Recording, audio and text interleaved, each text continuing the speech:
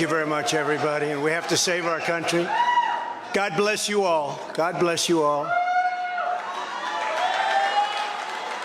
And I never thought anything like this could happen in America. Never thought it could happen. The only crime that I have committed is to fearlessly defend our nation from those who seek to destroy it. From the beginning, the Democrats spied on my campaign. Remember that? They attacked me with an onslaught of fraudulent investigations. Russia, Russia, Russia. Ukraine, Ukraine, Ukraine. Impeachment hoax number one. Impeachment hoax number two. The illegal and unconstitutional raid on Mar-a-Lago, right here. The lying to the FISA courts, the FBI and DOJ relentlessly pursuing Republicans, the unconstitutional changes to election laws by not getting approvals from state legislators, the millions of votes illegally stuffed into ballot boxes and all caught on government cameras. And just recently, the FBI and DOJ in collusion with Twitter and Facebook in order not to say anything bad about the Hunter Biden laptop from hell, which exposes the Biden family as criminals and which, according to the pollsters, would have made a 17-point difference in the election result. And we needed a lot less than that, like about 16.9. It would have been in our favor, not my favor, our favor, because our country is going to hell. And we remember the 51 intelligence agents who said Hunter Biden's laptop was Russian disinformation. It didn't exist. It was Russian disinformation. Remember that? And that was all confirmed strongly by the FBI when they all knew that it wasn't Russian disinformation. And so much more. Our elections were like those of a third world country. And now this massive election interference at a scale never seen before in our country, beginning with the radical left, George Soros-backed prosecutor Alvin Bragg of New York, who campaigned on the fact that he would get President Trump. I'm going to get him. I'm going to get him. This is a guy campaigning. He wanted to get President Trump at any cost, and this before he knew anything about me, didn't know a thing about me. He was campaigning. As it turns out, virtually everybody that has looked at this case, including rhinos and even hardcore Democrats, say there is no crime and that it should never have been brought. Never have been brought. Everybody. Even people that aren't big fans have said it. They said this is not the right thing to do. It's an insult to our country, as the world is already laughing at us for so many other reasons, like our open borders, our incompetent withdrawal from Afghanistan, where we left behind American citizens, $85 billion worth of the best military equipment in the world, lost 13 magnificent young lives, and far too many to mention that are so badly hurt with the loss of arms and legs and facial obliteration. The most embarrassing time in our country's history, in my opinion. Then our give up on energy independence and even energy dominance.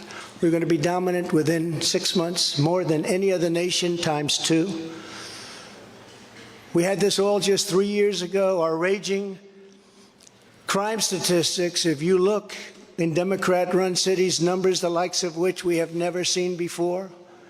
The open threats by various countries of the use of nuclear weapons, something never mentioned or discussed by outside nations during the Trump administration, and which could very well lead under the Biden administration's leadership to an all-out nuclear World War III can happen. We're not very far away from it, believe it or not.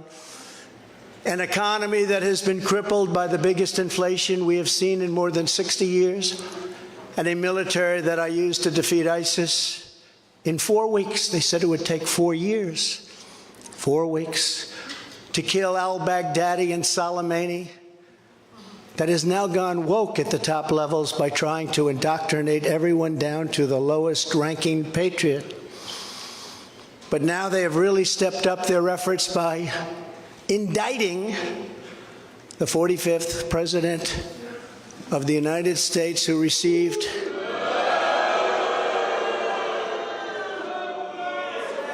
$75 million votes, which is more than any sitting president in the history of our country.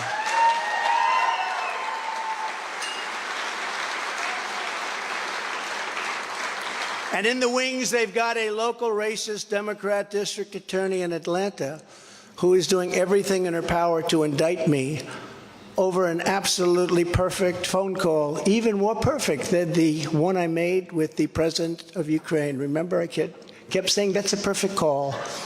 This one was more perfect. Nobody said, sir, you shouldn't say that. Many people on the phone were hung up in disgust because of something I inappropriately said, because nothing was said wrong. In fact, at the end of the call, we agreed to continue our conversation about election fraud, and election fraud specifically in Georgia, at a later time. Many people on the phone, including lots of lawyers, nobody found anything wrong with that perfect call until a book promotion tour many months later. All of a sudden they say, you know, I remember Trump making a call. Let's look at that. This fake case was brought only to interfere with the upcoming 2024 election, and it should be dropped immediately.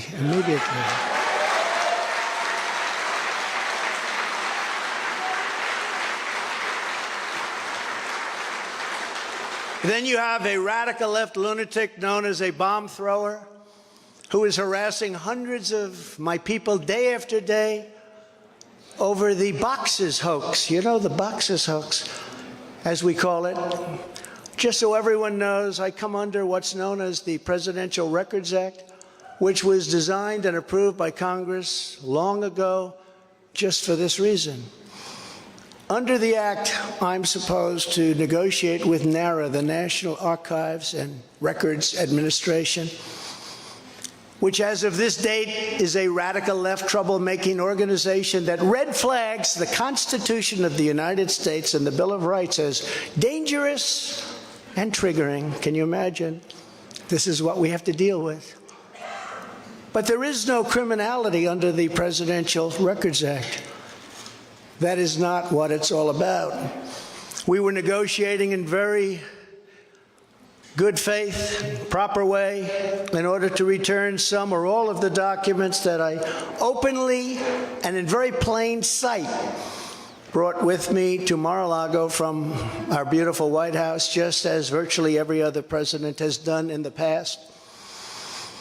When FBI and DOJ officials with NARA were here, I told my lawyer to show them the very secure storage room in which they were locked. The FBI's sole request in writing was, could you please put another lock on the door? We immediately complied. It's a lot different than the Biden situation, isn't it? The next thing I know, we were raided by many gun-toting FBI agents who took whatever they wanted, including my passports and medical records.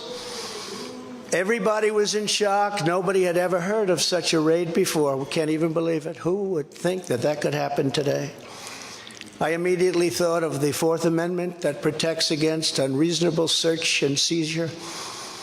But they did it anyway because our justice system has become lawless. They're using it now, in addition to everything else, to win elections. Apparently, they're not looking at me through the view of the non-criminal Presidential Records Act. They came up with a new one. This is a new one. And they're looking at me through the Espionage Act. Think of that. How does that sound? Of 1917, where the penalty is death. even though that has absolutely nothing to do with openly taking boxes of documents and mostly clothing and other things to my home, which President Obama has done, the Bushes have done, Jimmy Carter's done, Ronald Reagan has done. Everybody's done. In fact, Hillary Clinton got rid of 33,000 emails, and that was okay. But nobody's done it like Joe Biden. This lunatic special prosecutor named Jack Smith, I wonder what it was prior to a change, who others of his ilk say he is even worse than they are, is only looking at Trump, yet Joe Biden took massive amounts more documents, even removed many boxes to Chinatown. You believe that? Just got $10 million from China. Where did that come from? I guess they were banking on Hunter's expertise and had others stored in unsecured offices in Pennsylvania and strewn all over his garage floor where his now very famous Corvette is also stored. All over the floor, including classified documents. But that's okay.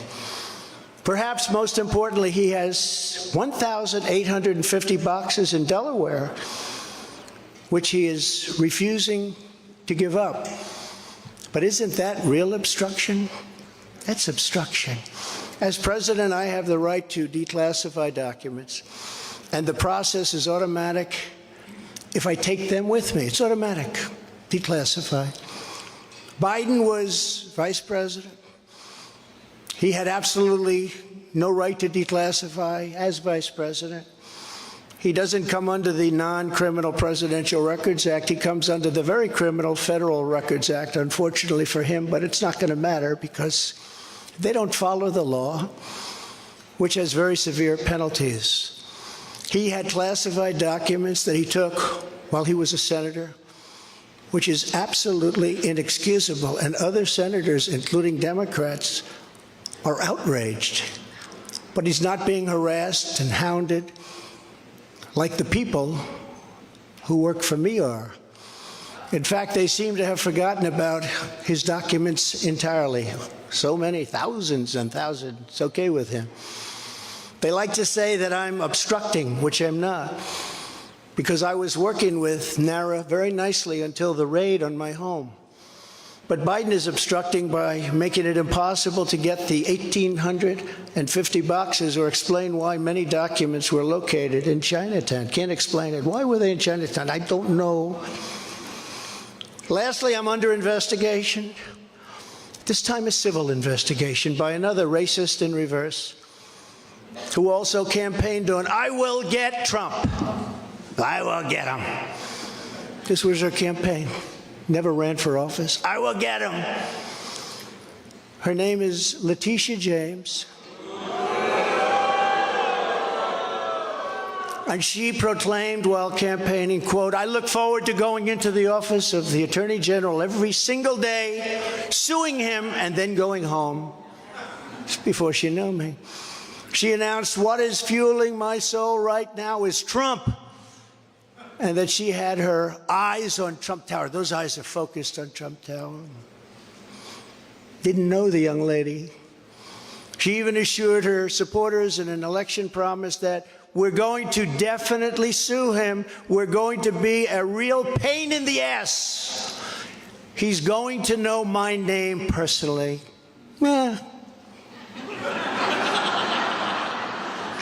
And then she claimed that I was an illegitimate president. Think of that. With all we did on energy, with all we did on the military, on taxes, biggest tax cuts in history, biggest regulation cuts in history, right to try, people able to get drugs now that aren't approved.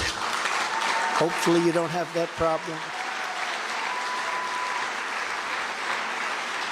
Letitia James vowed to use every area of the law to, quote, investigate President Trump and his business transactions.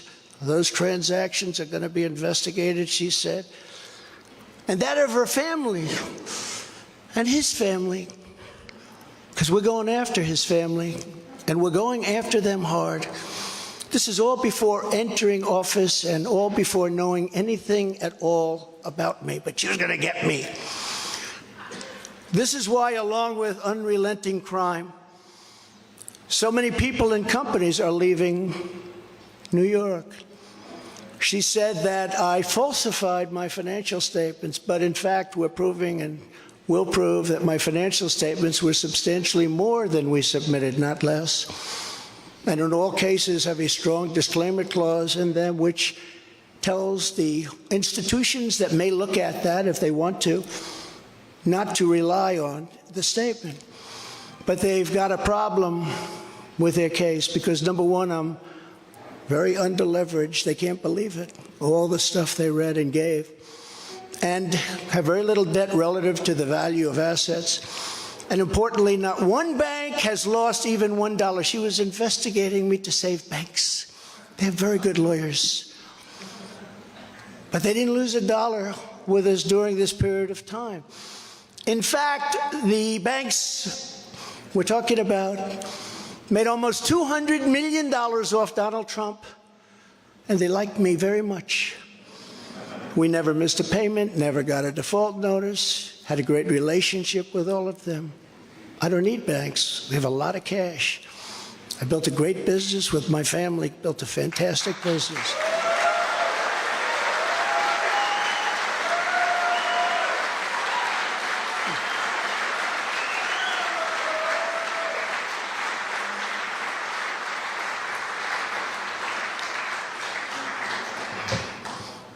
I have a son here who's done a great job, and I have another son here who's done a great job. Tiffany. And Ivanka, and Barron will be great someday. He's tall.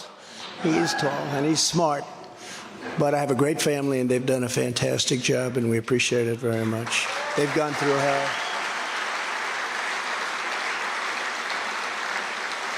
So she's suing me over banks that weren't defrauded, when she should be focused on violent crime that's driving people out of the state. This is a persecution, not an investigation. She's put our family through hell. It's cost hundreds of millions of dollars to defend, but our heads are held very, very high. They want to settle the case, but I want no part of that. So here we are now. It's where we were today, in a city that was so great just 4 or 5 years ago. But now we're there, spent time there today, as you possibly read, with a local failed district attorney charging a former president of the United States for the first time in history on a basis that every single pundit and legal analyst said, there is no case. There's no case. They kept saying, there's no case.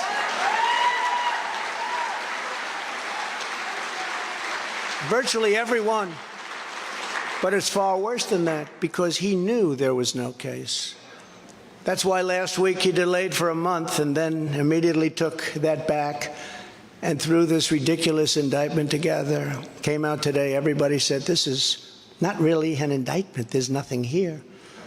My lawyers came to me and they said, there's nothing here. They're not even saying what you did.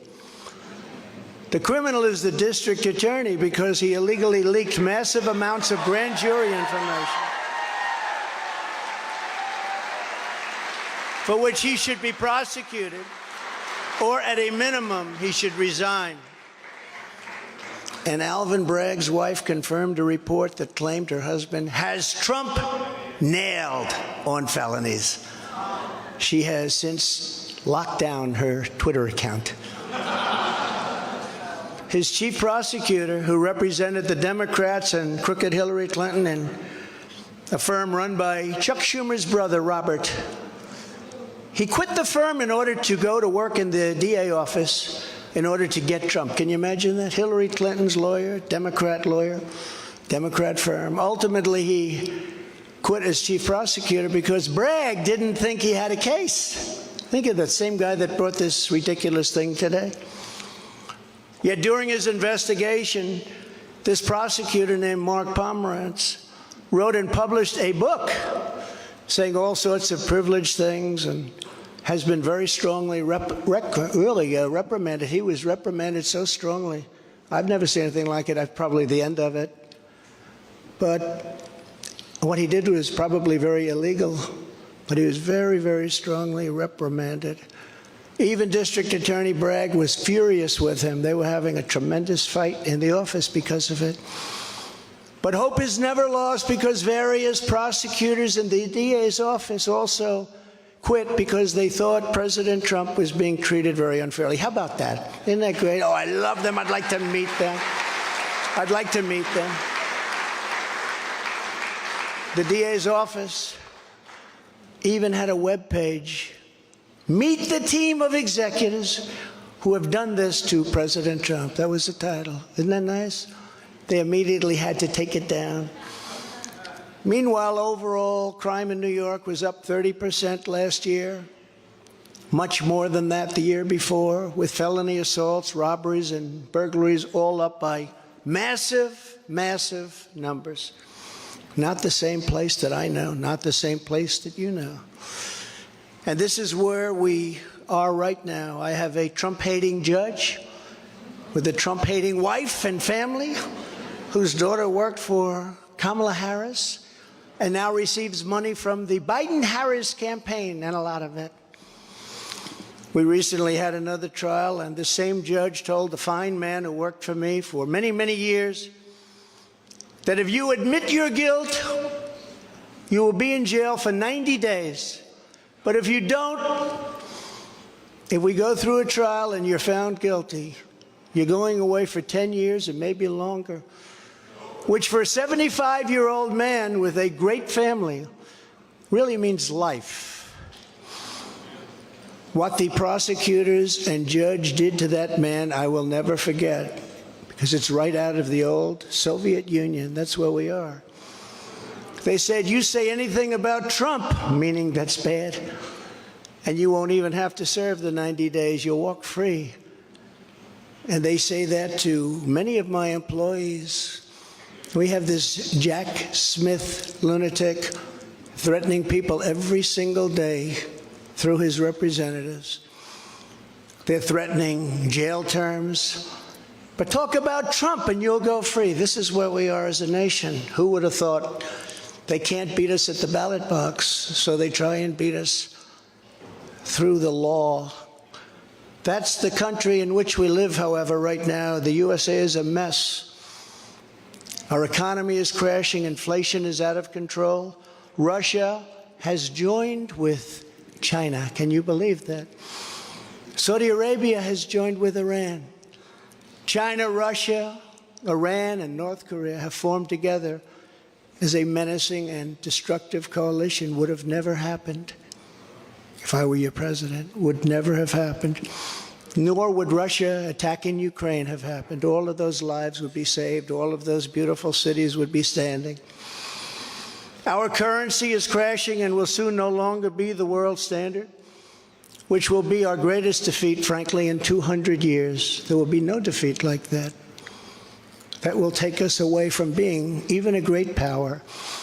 If you took the 5 worst presidents in the history of the United States and added them up, they would not have done near the destruction to our country as Joe Biden and the Biden administration have done.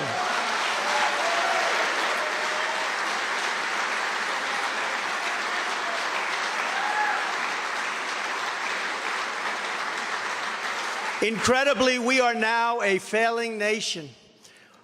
We are a nation in decline. And now these radical left lunatics want to interfere with our elections by using law enforcement. We can't let that happen.